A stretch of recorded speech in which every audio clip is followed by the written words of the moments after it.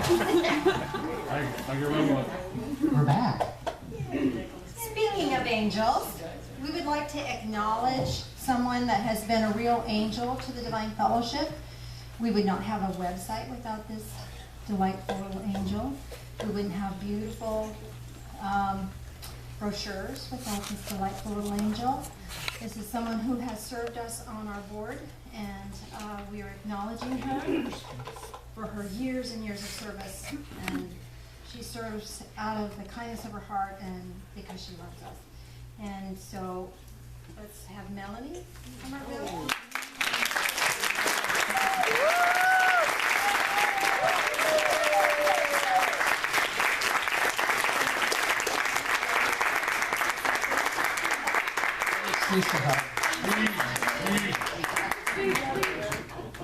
Oh no, just hug.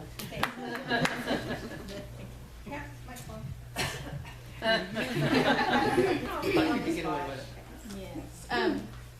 The opportunity to serve the church and the community is a great one, and I hope that all of you find a great place and a great opportunity to share your love and light. So, thank you.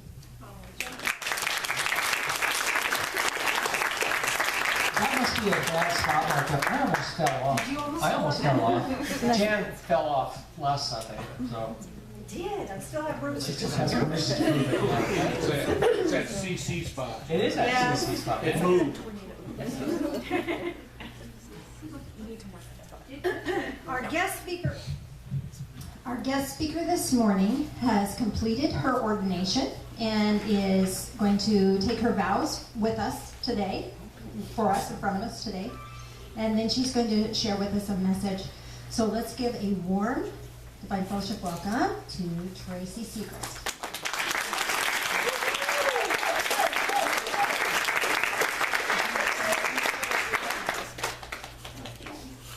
Is it on now? It is.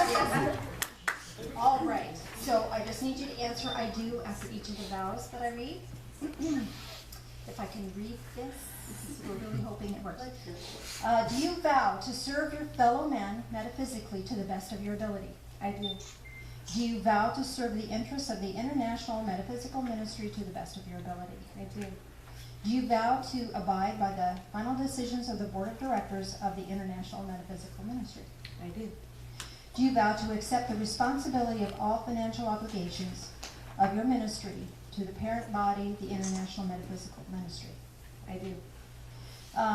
Do you vow to keep a high image of metaphysics before the public? I do. Do you vow not to let personal suffering show forth to the public that could affect your work with them? I do. Do you vow not to knowingly engage in any felonious acts which could bring negative reaction to yourself and to your metaphysical ministry? I do. Do you vow to try to work together with other teachers, even though disputes may arise from time to time? I do. Do you vow to give service to those you can help who are without means to donate, contribute, or pay for teaching, counseling, and other services of the metaphysical ministry? I do. Do you vow that unless you resign from the metaphysical ministry by written resignation, that you are expected to keep all ordination vows taken? I do.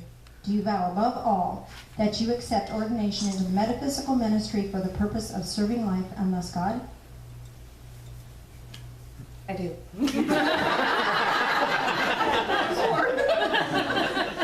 And do you vow never to change? I do! And that is your ordination, dear. Thank you. Official.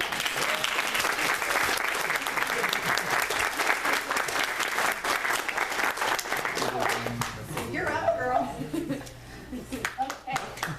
I watched Walk the Line last night, and hi, I'm Tracy Seegrist. That's how when Johnny would go out on stage, he'd say, "Hi, I'm John Cash." I'm not John Cash. Did everybody get a handout? Does everybody have a little flower with a poker on the end? Yes. And there's also a piece of paper. We got Okay. We are. Who needs one? Their hands are up. Here we go. All right. So what I'd like to talk about today and share with everybody is words. and how they affect us when we don't even realize it sometimes. So, bear with me, I'm really nervous. So if you would, I'd like you to take a walk with me. We're going to walk through our soul's garden, okay? So imagine, if you will, a huge, beautiful garden. However you want it to look, it's your garden. Lovely trees, shrubs, flowers, pathways, butterflies, birds, bees, water features, if you like. We see this garden, we take a stroll, and we walk along and we admire the things that are in our garden, our beautiful flowers. And as we reach down to smell these flowers, we realize that these are the loving words that we planted in our hearts and our souls. Words like, I am, I can, I will, I am beautiful, I am intelligent, I am kind, I am good. And as we walk along, we also notice that there's some ugly plants. And those ugly plants are not they're the negative thoughts. We have our worry bush, our worry-berry bush. Okay? We have our doubt vine. We have our ever-never tree, because it's ever brown. I can never do this. It's never going to happen for me. You know, nothing ever good comes my way, kind of thing. We have a tutu weed. It's too hard. It's too complicated. I'm too slow. I'm too old. I'm too fat. I'm too this. I'm too that. I'm too whatever. So what we want to do is pull those little things that I gave you. These are little reminders that we have our beautiful flowers, and these are nice, soft, kind words.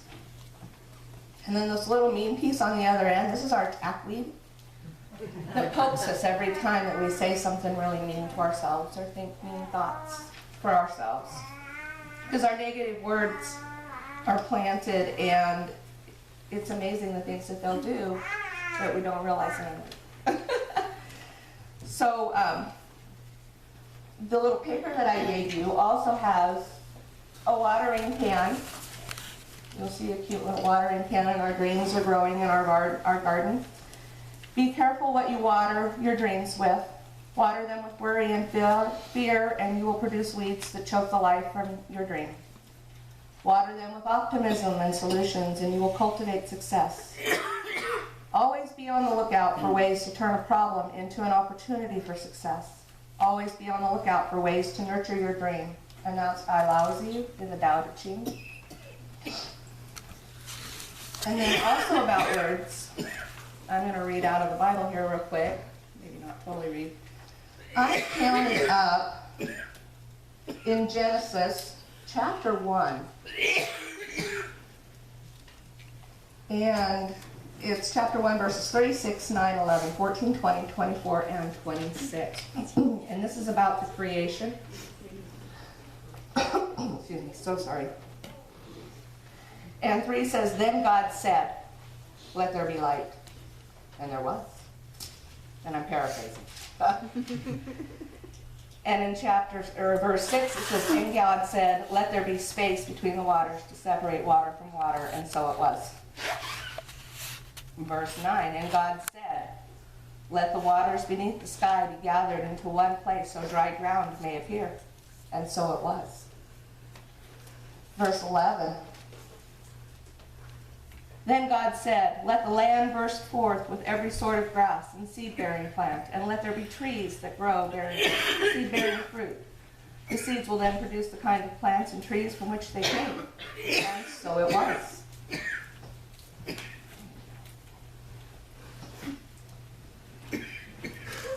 Verse 14, And God said, let bright lights appear in the sky to separate the day from the night. They will be signs to mark off the seasons, the days, and the years. And on it, and let their light shine down upon the earth. And so it was. Verse 20, And God said, let the waters swarm with fish and other life. Let the skies be filled with birds of every kind. So God created sea creatures and every sort of fish and every kind of bird, and God saw that it was good. Then God blessed them, saying, let the fish multiply and fill the oceans. Let the birds increase and fill the earth. This all happened on the 5th day. God said, this is verse 24, let the earth bring forth every kind of animal, livestock, small animals, and wildlife, and so it was. Verse 26, then God said, let us make people in our image to be like ourselves. They will be masters over all the life. The fish in the sea, the birds in the sky, and all the livestock, wild animals, and small animals. And here we are. Words are powerful. God said, and it happened. And the same thing happens in our lives. We speak our own future and tomorrows and nows with the words that we use. So we want to choose kind and gentle words for ourselves. We want to create what we want. And that's in our power. We create it with our words. Let's see, Philippians 4:8. Let's see if I can find that one. Ha ha ha. And now, dear brothers and sisters, let me say one more thing as I close this letter.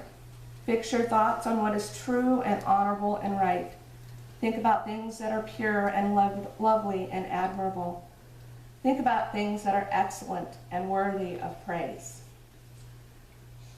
And that is going to be speaking towards the words again that we choose. I saw a thing on Pinterest. I love Pinterest. Who doesn't love Pinterest? Who spends a lot of time on Pinterest? And there was a saying on there, and it was, if we spoke to our friends the same way we speak to ourselves, we wouldn't have any friends. So we want to be kind and gentle to ourselves. Choose our words wisely, lovingly. Was that video? We're ready. Sorry.